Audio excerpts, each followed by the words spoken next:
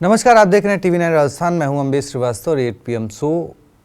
आज 8 PM में बात करेंगे वसुंधरा राजे सिंधिया, जो कि राजस्थान की पूर्व मुख्यमंत्री हैं। वो सपरिवार प्रधानमंत्री मोदी से मिली।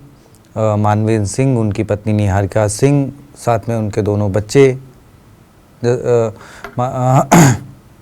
अब इस मुलाकात को लेकर, क्योंकि ये तस्वीरें उन्होंने सोशल मीडिया पर पोस्ट की, जिसके बाद राजस्थान के सियासी गलियारों में एक बार फिर चर्चा पूर्व मुख्यमंत्री के सियासी भविष्य को लेकर होने लगी है। देखिए, दरअसल 2023 विधानसभा चुनाव से पहले कहा जा रहा था कि भाई तीसरी बार भी अगर बीजेपी सत्ता में वापसी करती है तो पूर्व मुख्यमंत्री वसुंधरा राजे जो हैं उन्हीं के हाथों सत्ता की कमान सौंपी जाएगी। लेकिन जब बीजेपी सत्ता में आती है, गहन मंथन चलता है, मीटिंगों का दौर चलता है, पता लगता है दिल्ली से एक पर्ची आती है और उस पर्ची से नाम निकलता है भजनलाल शर्मा जी का, जो कि खुद वसुंधरा राजे सिंधिया वो पर्ची पढ़ती हैं। वो सोशल मीडिया पर खूब वो तस्वीर वायरल भी हुई थी। और उसके बाद कहा जा रहा था कि भाई एक खटास जो है वो हो गई है कि सरकार में और राजे जी में बन नहीं रही है, कहीं बीजेपी में और राजे जी में नहीं बन रही है। कई बार ऐसी चर्चाएं हुई। लास्ट अंता का उपचुनाव था, तब भी बड़ी चर्चा हुई। लेकिन कुल मिलाकर एक बार फिर वही चर्चा कि भाई पूर्व मुख्यमंत्री का प्रधानमंत्री से मुलाकात करना, सपरिवार मिलना। अब इसमें सिर्फ वसुंधरा राजे जी के लिए नहीं, बल्कि चर्चा है कि दुष्यंत सिंह को भी क्या कोई बड़ी जिम्मेदारी मिलने वाली है या मिल सकती है, क्योंकि वो लगातार 6वीं बार सांसद हैं। और आपको याद होगा जब वही बात 2028 में जब ये था कि भाई वसुंधरा राजे मुख्यमंत्री नहीं बनी, तब एक चर्चा थी कि भाई शायद उनके बेटे को केंद्र में मंत्री बनाया जाए मोदी सरकार में। 2024 में ये चर्चा और भी तेज हुई जब वो 6ठी बार जीत कर लोकसभा पहुँचे, लेकिन तब भी नहीं उनको मंत्री बनाया गया। अब चर्चा ये भी है कि भाई केंद्र में भी मोदी सरकार का जो है वो मंत्रिमंडल विस्तार हो सकता है। कुछ चेहरों को आराम दिया जा सकता है, कुछ नए चेहरों को शामिल किया जा सकता है, क्योंकि देखिए मोदी जी का तीसरा कार्यकाल है और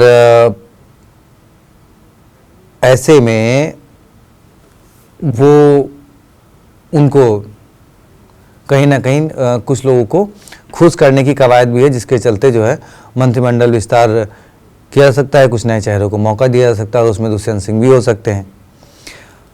अब क्या कुछ है, तो कयास देखिए हमेशा से लगते हैं। अब देखिए बात ये हो रही है कि भाई वसुंधरा राजे जी के पास रास्ते क्या हैं।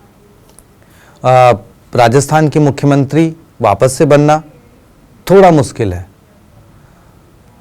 अब उनके पास 2 ऑप्शन है, या कहें 3 ऑप्शन है। एक तो किसी राज्य का राज्यपाल, या फिर क्योंकि राजस्थान में अभी राज्यसभा के चुनाव जून में हैं, तो वो राज्यसभा मेंबर बन जाएं और उसके बाद केंद्र सरकार में मंत्री बन जाएं। क्योंकि अगर देखें तो बीजेपी ने पिछले कुछ दिनों में, या कहें 2024 लोकसभा चुनाव से पहले,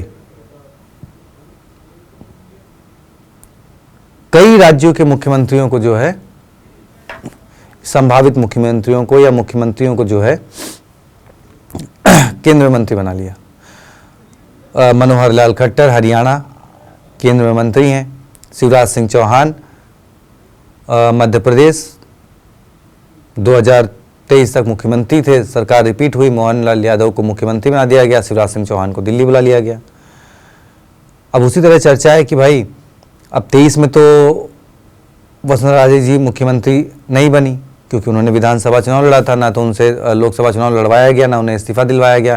क्योंकि जब वो भी एक चर्चा थी कि 23 में जब उनको मुख्यमंत्री नहीं बनाया गया और 24 में लोकसभा की बारी आई तो चर्चा यही थी कि भाई उनको मुख्यमंत्री नहीं बनाया गया है। जिस तरह शिवराज सिंह चौहान को टिकट दिया गया है, क्या वसुंधरा सिंधिया को भी दिल्ली बुलाया जाएगा, लेकिन उस वक्त नहीं दिया गया।